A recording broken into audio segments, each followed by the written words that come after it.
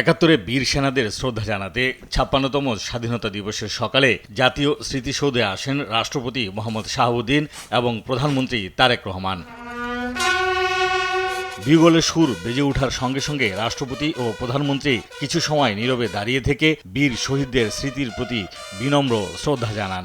এ সময় সেনাবাহিনী, নৌবাহিনী ও বিমান বাহিনীর সমন্বয়ে গঠিত একটি চৌকস দল রাষ্ট্রীয় অভিবাদন জানায়।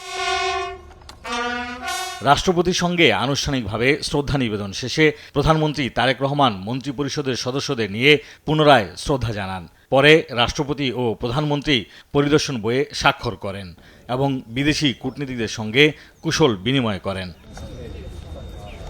নতুন রিন গভীর থেকে পরিষ্কার করে কাপড়কে রাখে নতুনের মতো উজ্জ্বল। নতুন রিন অ্যাডভান্সড পাউডার। এদিকে জাতির সূর্য সন্তানদের প্রতি শ্রদ্ধা জানিয়েছেন প্রধান বিচারপতিও। তার সঙ্গে অন্যান্য বিচারপতিরাও উপস্থিত ছিলেন। এরপর তিন বাহিনীর প্রধানরা শ্রদ্ধা নিবেদন করেন।